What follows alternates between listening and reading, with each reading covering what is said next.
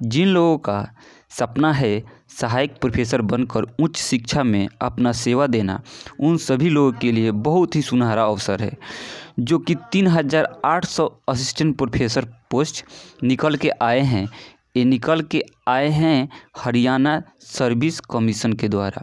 जो कि आपका अगर नौकरी होता है सहायक प्रोफेसर में, तो वो आप हरियाणा के स्टेट जो कॉलेज होता है, स्टेट यूनिवर्सिटी जो होता है, उन सभी में आप पढ़ाएंगे। तो आप सभी के लिए बहुत ही महत्वपूर्ण ये वीडियो रहने वाला है और यह वैकेंसी रहने वाली है।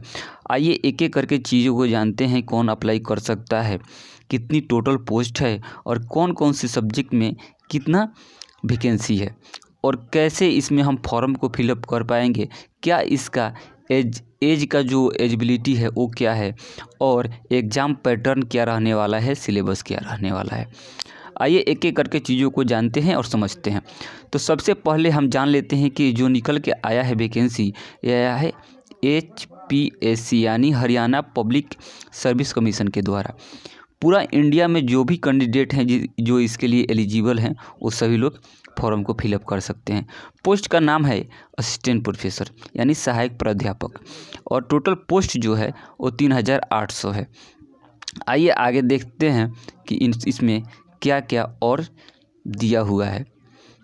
इस नोटिफिकेशन के माध्यम से हम जान लेंगे और समझ लेंगे कि सब्जेक्ट में कितनी कितनी वैकेंसी है, कौन कौन से सब्जेक्ट में।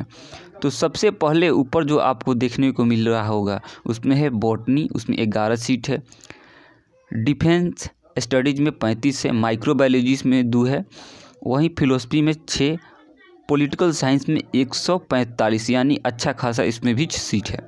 पंजाबी में 38 है। सोशलॉजी में 5 है। जूलॉजी में 125 है। बॉटनी में देखिए 145 है। कम्युनिकेशन में 21 है। फिजिकल एजुकेशन में 119 है।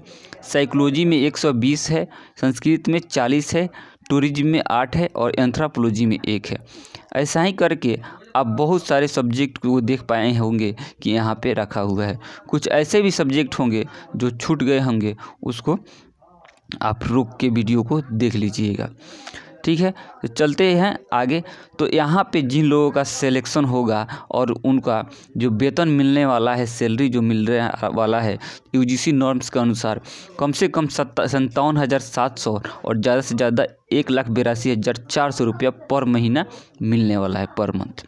ठीक है, वहीं एज लिमिट देखिए तो 18 से 42 साल रहने वाला है। OBC या जो भी SC ST में कैटेगरी में जो आते हैं उनके लिए ज़्यादा से ज़्यादा 45 साल और 47 साल तक रहने वाला है। क्वालिफ़िकेशन जान लेते हैं और देख लेते हैं क्या रहने वाला है इस वैकेंसी में। तो सबसे पहले हर एक वैकेंसी में जो रहता है पोस्ट ग्रेजुएट डिग्री होनी चाहिए। PhD अगर आपके पास है तो अच्छा है, और नहीं तो आपको मस्ट है नेट क्वालिफाई होना चाहिए। जो UGC नेट होता है, नेशनल एलिजिबिलिटी टेस्ट एग्ज़ाम, वो आपका क्वालिफाई होना चाहिए, जो कि यहाँ पे एकदम स्पष्ट रूप से लिख दिया गया है। देखिए यहाँ पे स्पष्ट रूप से लिख दिया गया है।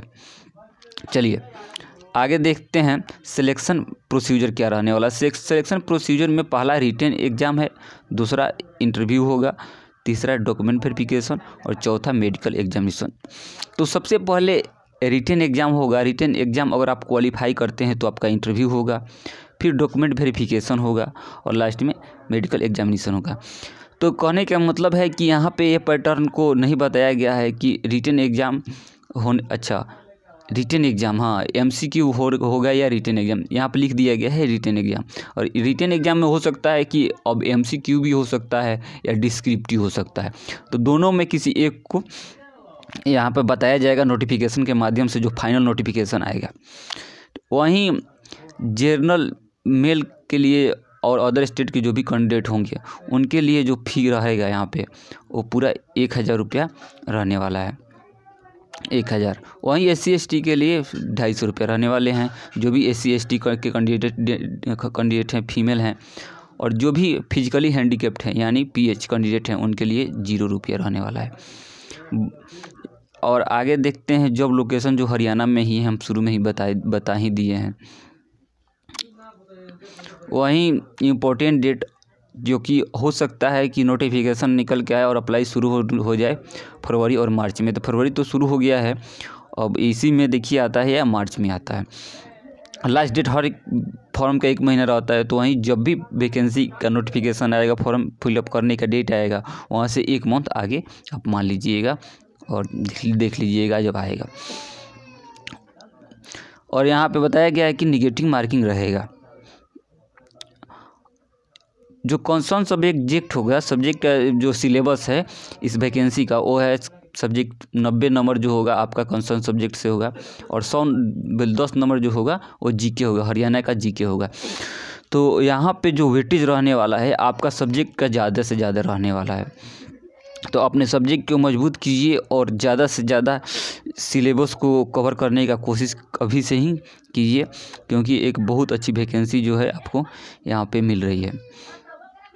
अब यहाँ पे बताया गया है कि अप्लाई कैसे कैसे कर सकते हैं, तो आप देख लीजिएगा। अभी तो नोटिफिकेशन नहीं आई है, अगर आती है तो उसको अच्छे से देख के अप्लाई करना, देख लीजिएगा कैसे अप्लाई करना है, ठीक है। तो यही पूरी नोटिफिकेशन थी जो एक साइट पे दी हुई थी, वहाँ से हम लेके आप सभी को बताए समझाए, ताकि एक वैकेंसी के बारे में आपका अनुमान जो हो क्लियर हो कि जो टोटल वैकेंसी 3800 निकल के आई है उसमें कौन कौन से सब्जेक्ट में कितना वैकेंसी रहने वाली है। इन सभी चीज़ों को आप पहले से ही जान लें, समझ लें, ताकि आने वाले दिन में जब भी फॉर्म फिलअप करने का डेट आए, एग्ज़ाम देने का दिन आए, तो आप घबराएं नहीं, ठीक है। तो इस वीडियो से अगर कुछ आपको लाभ मिला होगा तो हमारे चैनल को सब्सक्राइब कीजिएगा और ज़्यादा से ज़्यादा लाइक और शेयर कीजिएगा। फिर मिलते हैं किसी अन्य वीडियो में। धन्यवाद।